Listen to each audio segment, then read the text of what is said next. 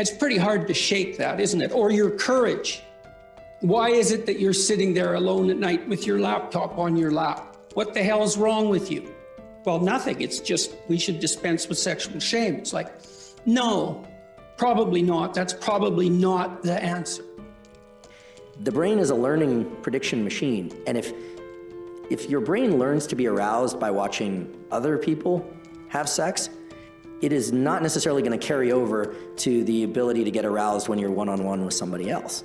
The higher the dopamine peak, the bigger the drop afterwards. And it's not that you drop to baseline, you drop below baseline.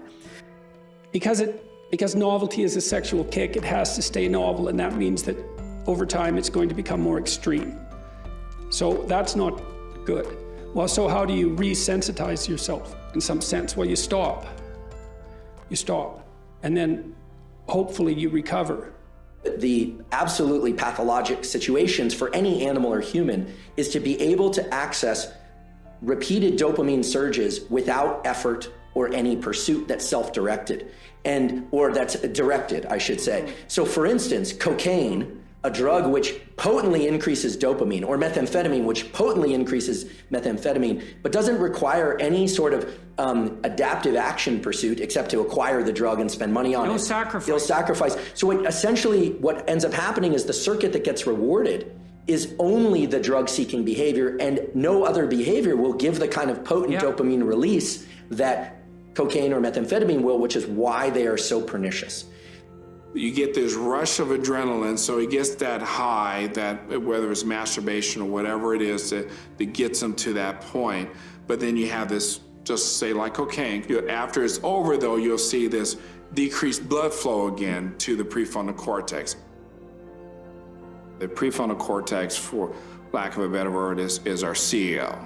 It really controls every other aspects of the brain. So the whole front part of our brain, this is what makes us human in general. Usually in sexual addiction, there's some low activation here. Our CEO drops off, we don't make good decisions. Plus they have that powerful reinforcing effect, right? So not only do you get that kick, but what's reinforced by the dopamine release is the behaviors that were right prior, particularly right prior to the ingestion. And if all that is the drug-taking behavior, that's all that develops. That's right. You build that monster inside your head. That's right. So I can see where you're going on the pornography. But what we know for sure is that if an individual repeatedly engages in this circuitry, let's say masturbation and pornography, with increasingly potent forms of stimulation that are on a screen, a couple of things happen. First of all, what's being reinforced? What's being reinforced is a high dopaminergic response to watching other people engage in sexual behavior, which is very different than being in a first-person sexual experience. Okay, so right there, you know that what's being reinforced is not actually any kind of improvement in communication skills. It's voyeurism. It's voyeurism of sexual arousal and orgasm. What happens is that initially there's it's parasympathetically dominant, meaning if somebody is too stressed, they actually can't engage in sexual behavior. The arousal response doesn't occur. Erection is blunted, but the actual orgasm response and ejaculation is strongly associated with the so-called sympathetic nervous system, which has nothing to do with sympathy. It has everything to do with, it's a kind of a stress response. And then it reverses to a parasympathetic response. And a hormone called prolactin increases dramatically after ejaculation in males. What does that do? That blunts dopamine release and testosterone for a very long period of time. Masturbation and pornography are potently tapping into the dopamine system and can undermine the very processes of what I consider healthy processes of finding a mate, dating, communication, eventually, if it's appropriate, sexual interaction, etc. Like it's undermining pair bonding. And then you deprive yourself of that outlet, let's say. And you might say, well, is that absolutely necessary? And maybe there's nothing wrong with pornography. It's like, well, I don't know, man. Like, have you ever really met a guy who is proud of that? Like, you know what I mean? That makes him feel like, I'm the guy, man. I'm watching pornography and getting off. It's like, what a man. I don't believe anyone feels that. And to me, maybe I'm wrong. And to me, that's an indication that, yeah, we know. No, it's pretty cheap. It's cheap. It's easy. If you're seeking sexual release through pornography and you go through the whole cycle and you get a prolactin release, do you bond with yourself? The biology explains it as what's left there is a kind of an open loop, a kind of an emptiness right? Because bonding with the self is a complicated notion. I mean, there's a healthy version of that, of course, loving oneself and self-referencing. And again, this is more far more your domain than mine in terms of what a healthy self-relation is. But in the absence of a real partner there, absence of real sexual partner, there's an open loop of neurochemicals, including oxytocin and prolactin. The dopamine, remember, dopamine goes up during pursuit, anticipation, then peaks and then crashes below baseline after orgasm and ejaculation. So this kind of low that people fear is putting them into an amotivated state. So it depletes the dopamine system.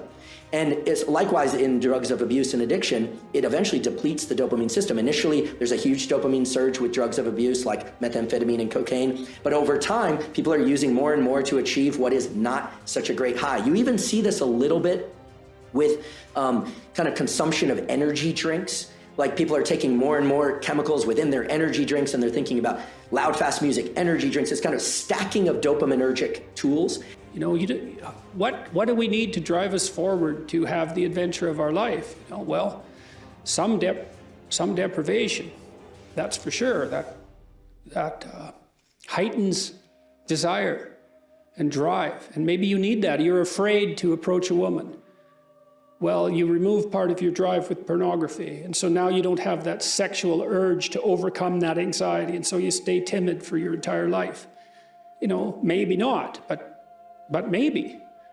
I don't think we need to be entirely afraid of pursuing or engaging in things that release dopamine. Obviously, healthy sexual behavior, food that we love, social engagement, all of these things can be dopaminergic. It's the big peaks in dopamine that are not associated with any prior effort or organization of self that are particularly dangerous for the human being. Yeah, well, you could see that's a cardinal danger of affluence then. That's right. This is why the children of... Right? You know, that's right. You know you cannot get rats addicted to cocaine if they live in their natural environments? Is that right?